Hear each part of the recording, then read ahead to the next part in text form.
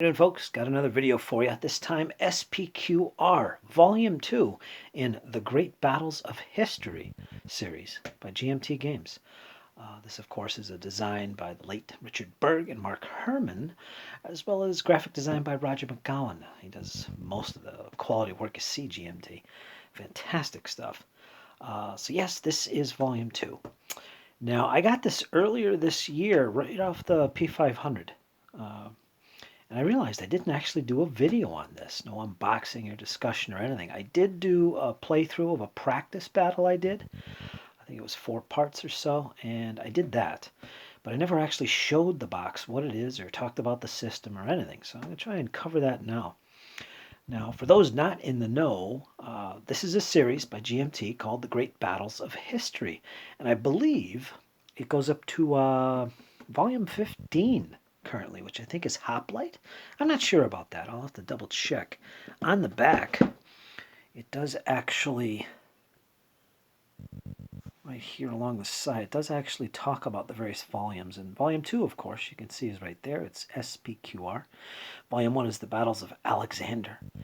I had a lot of these back in the late 90s. I had War Galley, I had Conquest of Gaul, Julius Caesar, Cataphract. I had a bunch of these, as well as some of the expansions that accompany some of the volumes. And I ended up selling them all off. I had SPQR, in fact. That was one of the volumes I had back then. And some of its expansions, including Barbarian, which is a expansion to this particular volume. And with this, you actually get the Barbarian expansion with this box set. There's the basic SPQR battles you'd normally get.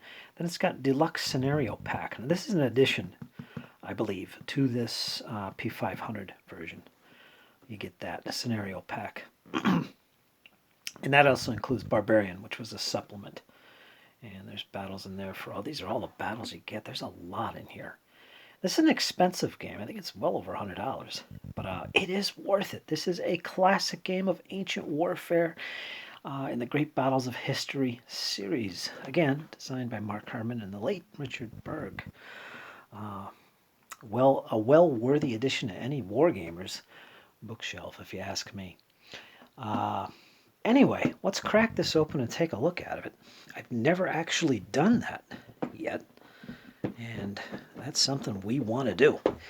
We want to take a look at what's in here at least. Now, of course, I've punched all these counters and clipped them and all that stuff. Played the game a few times. I haven't actually showed it off, so this is kind of an unboxing. I'm showing you everything that comes in here, but it's not brand new, so there is that. And here is the SPQR Deluxe Scenario Pack, 2nd edition. And you get this basically as a bonus to this particular version of the game. So you get all these additional battles, as you can see, and there's a lot of them. I'll give you a rundown of them.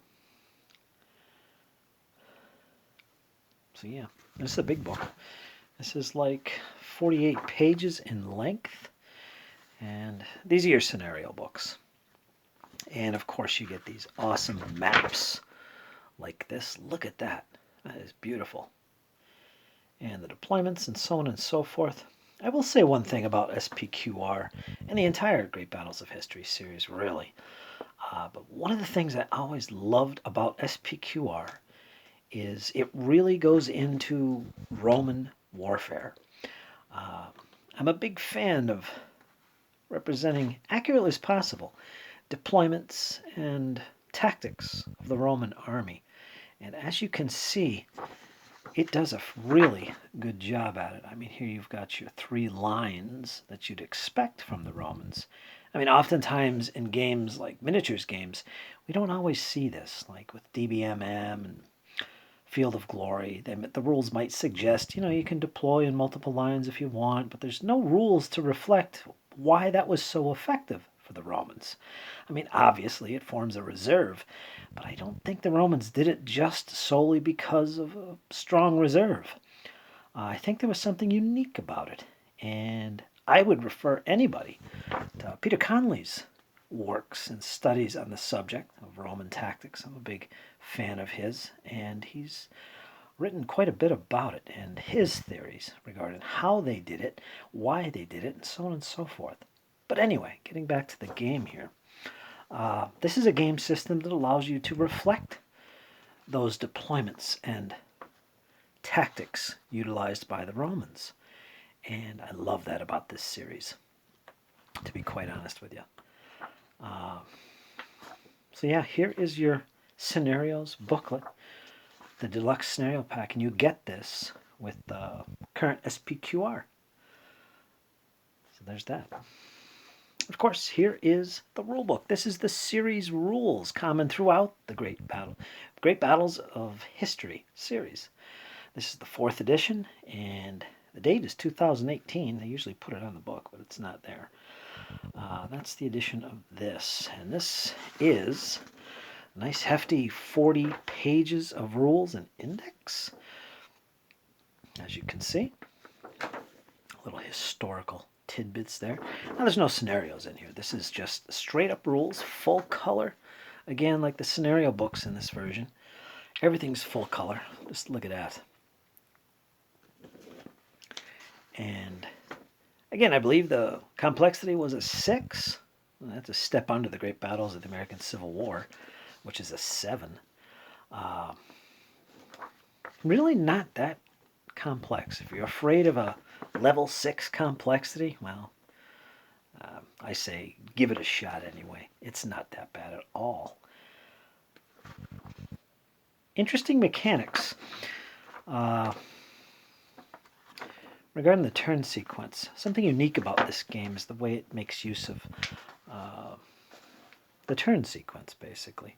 It uses initiative of your generals, but it does it in order. I mean, each general has a, let's see here, strategy rating, initiative. They have an initiative rating, and I believe higher the better, and lower rated leaders act first, and the better rated leaders act later, and it goes in ascending order. Each leader, starting with the lowest value, goes first. He goes through his activation. He activates units, some of which is dice rolled, and he does things with his forces, and he can try and repeat that a second time, which is called momentum. However, if he's successful at it, he can be trumped by an opposing leader. Literally, that leader can jump in, interfere, cause him to be finished, and then he can do something. So it's kind of cool the way this works. Not the initiative, but the turn sequence is very enjoyable. And even when you're playing solo, it's enjoyable. But there's risks everywhere, so you got to be careful. Trump, the mechanic by which an enemy leader can stop a friendly leader from undergoing an orders phase and transfer that phase to that enemy leader. It can also be used by a friendly leader to go before another, but lower rated friendly leader. So yeah, that's interesting. Different troop types. You got the phalanx, heavy infantry, legion infantry, medium infantry, light infantry, archers, slingers, light cav, lancers, heavy cav, Roman cavalry. You got the principae, the triarii, stati, velites, all represented, which is nice. I like that. All kinds of cool stats for your leaders. Elephants, scorpions, Scorpios, leader capabilities. It's got special rules to represent the Romans with their proconsuls, tribunes, prefects, and of course Carthaginians command. Some of the unique features of their command system. How to activate leaders. The thing about the Romans, they usually get a lot of leaders in the form of tribunes and prefects and stuff to command their army, but they're usually crappy in quality. But they make up for it with the better generals, I believe, and that's fun. Other armies typically don't have as many commanders on the field, but they may or may not be ranked better. And there's all kinds of rules that allows you to activate specific lines or specific groupings of units at once. Kind of like in DBMM, if you're familiar with those miniatures rules where you do a group action and you move a bunch of elements together as one. That would be a group move. This is similar. I mean, you can activate whole units if they're in lines, etc., all at once, and take action with them all at once. And of course, leaders are limited to how many times they can do that, but it's a useful tactic in this game. Movement, pretty standard and straightforward. Every hex counts so many movement points, so on and so forth. Facing is important in this game. Each unit or each counter has to be faced along one of these hex spines, and that determines its flanks and its rear and its fronts and so on and so forth. It also takes into account large units like this, which basically are these rectangle counters, and they're literally, that's one big unit, Macedonian phalanx in this case. And it shows you how it pivots or wheels in formation, so on and so forth. So the rules really take into account a lot of historical elements that you would imagine would be in a battle. And I enjoy that about these rules. You can see my example right there is talking about. And I highly recommend this system. If you're a miniatures wargamer and you like ancients, this is a nice complement to your hobby. It does give you access to a lot of scenarios and ideas for scenarios for your tabletop miniatures gaming. That's useful for that. And also the history behind the battles is nice to have as well. If you're not a miniatures gamer, but you wanted to really get into ancients combat, this system plays a lot like a miniatures game. It has that detail, it has that flavor, and in fact I would say it probably has a little bit more detail in it, if you really crave that sort of thing. Like me, I do enjoy my details. But yeah, I highly recommend this system. Whether it's SPQR or Alexander or any of the other volumes in the series, whatever takes your fancy. Japanese samurai, Byzantine Empire, they got you covered. I currently have Hoplite, which is on the P500 on order. I'll see how long it takes for that to go through the process at GMT. We shall see. Probably take at least a year or more. I think it's just placed on the P500. So yeah. I like the way light cavalry and infantry works in this game. How velites are distinguished from those troop types. It's a very effective tactic for your light cavalry and such to be able to lob their javelins or shoot their bows and flee away from the enemy and avoid contact with them. That is represented in this game, and it's a tactic that needs to be represented in this era of game. So I appreciate that. So yeah, there's the rules. 40 pages. So that is the series rules you will see throughout the Great Battles of History. In particular, this is the SPQR version of the rules. What's next? And of course, as a deep box, you get all kinds of additional stuff here. This is the game turn track along with a sequence of play, which is very useful. Comes in handy.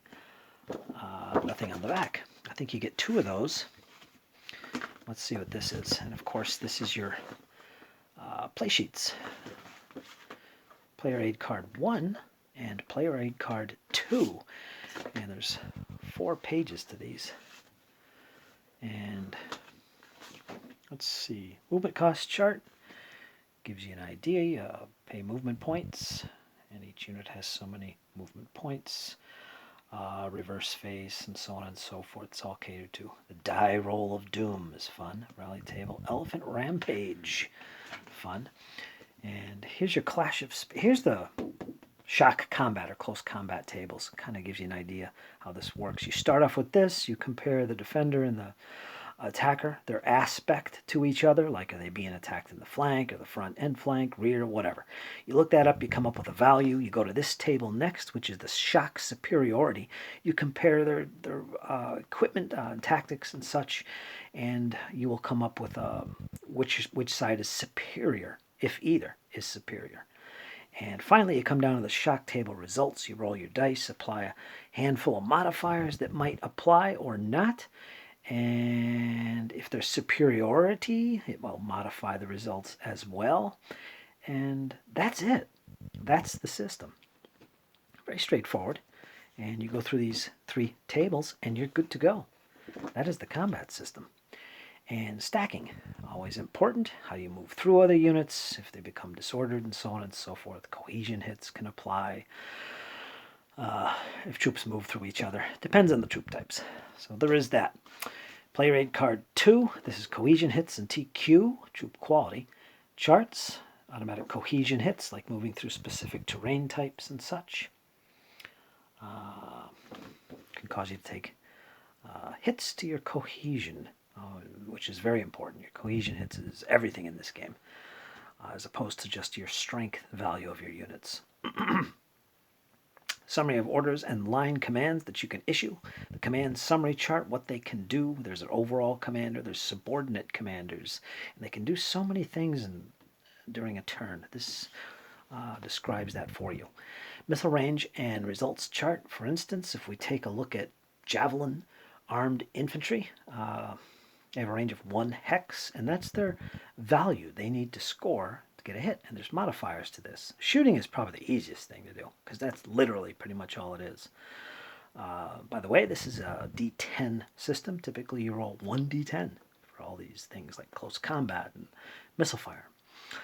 Roman camp terrain effects, very specific to particular scenarios when a camp is involved. And leadership checks, may check if, blah, blah, blah, and here's the results.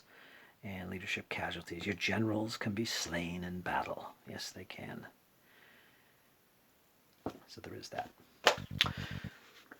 Let's see what else we got here. All right, then we're going into maps. I'll save that. Now this is the base SPQR scenario book. You get this for sure, as well as this. So you get both of these scenario books. So that's a bunch more scenarios. Kenai in there, Zama. I like the map, and it shows you where it's located. As always, I love the little tidbits of history added in these games. SPQR sources. More historical notes. Kind of like a reference to books and such, if you want to read more. SPQR designer notes. Again, more history about the conflicts and battles represented. The learning scenario. This little short learning scenario battle you can set up to play. And again, let's take a look at some of these scenarios. Let's see. There we go. Again, there you see the Romans over here deployed in that multiple lines, the cohorts and such. Triarii in the back. I love that. And this isn't just a forced deployment. You just don't are forced to go here, and that's it. That's how it reflects Roman tactics. That and the troop types in each line. But there's actual rules to represent why they're there and how they can function best. I think Romans, in fact, in this era are the only troop types, one of the few troop types that can be stacked. Normally it's 1 unit or 1 counter per hex. Romans can double up. You can have 2 of them together, and they can extend their line quickly, in reaction to an enemy movement closing in or withdrawing or something. So there is that. It represents Roman tactics quite well. And they're not the only army to do that. Sam Knights have a similar mechanic for that. But yeah, there's all the scenarios there. And this is 32 pages, and you get all these scenarios in here. Again, great fodder. If you're a miniatures gamer and you want scenarios, here you go. Can't beat it. Let's see what else we got. Maps, maps, and maps. You get duplicates of these charts, by the way. I think 1 for each player. And of course we get all these counters. And just like magic, we'll clear that out. So let's get our maps here. You get a ton of maps. These are all double-sided. And first of all, let me show you. Here's the duplicates. So when you got 2-player game going on, each player gets 1 of these. So you got that. I believe you only get 1 of these. You only really need 1. It's just the sequence of play and the game turn track. So yeah. We got the maps. Again, these are double-sided. You get 1, 2, 3, 4, 5, 6, so 12 maps double-sided. I'll lay one of these out at the end of the video, and these are for each of the battle. They are battle specific. Like for instance, it will tell you right on the map which scenario we're talking about there. That's Telamon, 205 BC, 225 BC, Telamon.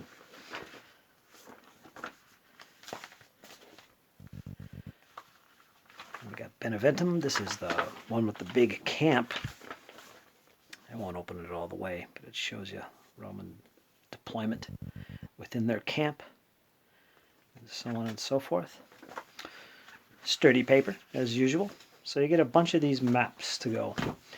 And what else are we looking at? The counters. I'll pull up some of these. I punched these, so give you an idea.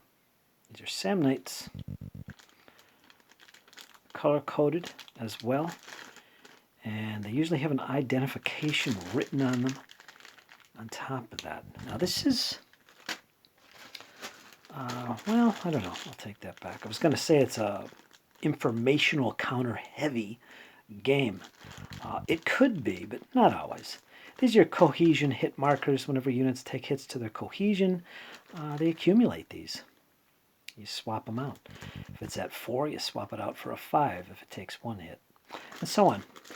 Again, TQ, troop quality, or your cohesion, I should say. Your cohesion value is the most important value you will utilize in this game. There's all kinds of informational markers that will help you. Not all these have to be used. Some of them can be used as an option to help remind you of certain things. There are exceptions, like missile low. You got to use that, or no missiles if they don't have any missiles left. For instance, Roman legionnaires, typically they can throw their pilums in combat, but as soon as they do, they are out of missiles. They have to be resupplied. So you mark them with a missile no. I think it's a missile no. Yeah, missile no. Some units still have missiles left, and they're marked with missile low, which means they have one more shot, and then they'll be missile no. There's some more units here.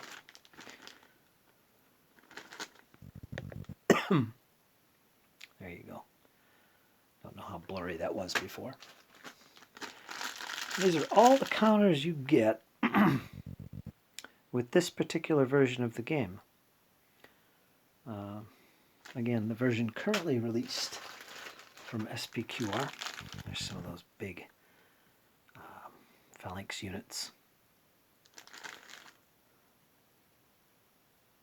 So yeah. And you get a lot of different nationalities in there. There's some more informational counters. Missile low, moved markers indicate which units have moved. Engaged, it's a continuing melee, continuing shock combat. In other words, it hasn't been resolved yet. It's still going on, so it continues on to the next activation. You mark them with an engaged marker. Reaction fire. Screen. What else have we got here? There's some Romans. There's lots of different Romans. I think there's like 12 legions represented in the game, and they're all color-coded. You get a lot of them, as you can see. Anyway, I'll show you some of the Roman commanders that are in here. Let me make sure that's focused. F indicates they are finished. When a commander is done activating, he is flipped to his reverse side, where it says F. And I believe that's correct, because I know there is replacement commanders as well. I believe that's a separate counter. When a general gets killed, he can be replaced, I believe, unless I'm thinking of great battles of the American Civil War. I'm pretty sure you can replace them in here. So yeah. So that's the counters, and you get quite a few. In fact, let's take a look at the back here once again and see what we're looking at in terms of 5 full-color counter sheets. The counters I showed you, 5 double-sided maps, a rule booklet, and over here you got to remember, newly added to this particular version is this, all the barbarian stuff, which is barbarian counter sheet, barbarian double-sided map, and a barbarian scenario booklet. That's why there was 6 maps, and it only says 5 here. It includes this as well. rules booklet, 2 scenario booklets, player aid cards, and 10-sided die. So yeah, in fact, I think I didn't show you that one. There is another book, which is this one, the Barbarian Supplement. So you get 3 scenario books. I forgot to show this one. And these are the additional battles you get with this. And this is one that I'm currently playing. I played L'Atelier. If I pronounced that right, I don't know. But it's Samnites and Romans going at it in 315 BC. I played that. I did make a video, unfortunately. I just did it as a post on Facebook, I believe. Tifernum, 297. I believe that's the battle I'm planning to play next. So yeah, a lot of Samnites and Barbarians, Gaul, basically, involved in this. There is Carthaginians as well. Interesting scenario book. And this is the scenario I'm planning to play next. So, yeah. Scenarios are pretty straightforward. They show you the deployment, what map to use, how to lay it out, how to balance it out for difficulty, and how difficult it is for either side. It's got line command eligibility. This is an important chart if you want to move whole groups at once. These are the types that can do so. Special rules for the scenario include flanking force in this particular scenario, retreat edge, and victory. How do you win? Battles are fought to a break point for every army. For instance, if we look at this, the Samnite army withdraws when units with route points totaling at least 120 have been eliminated.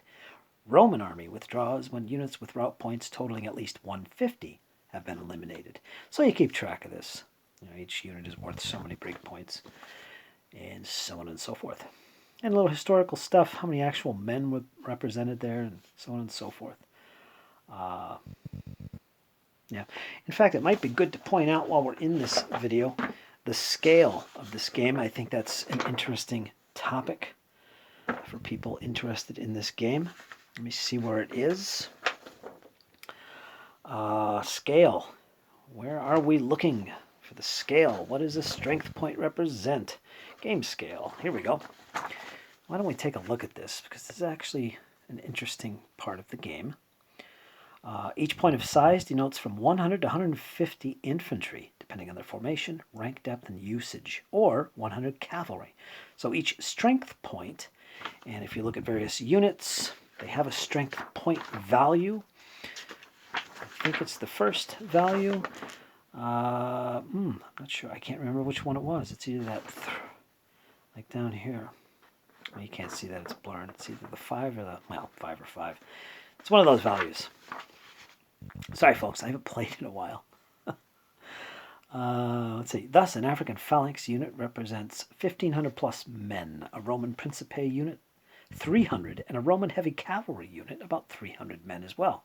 Each Roman legion infantry unit is the equivalent of 2 to 3 maniples. Granted, that's an unwieldy number of labor.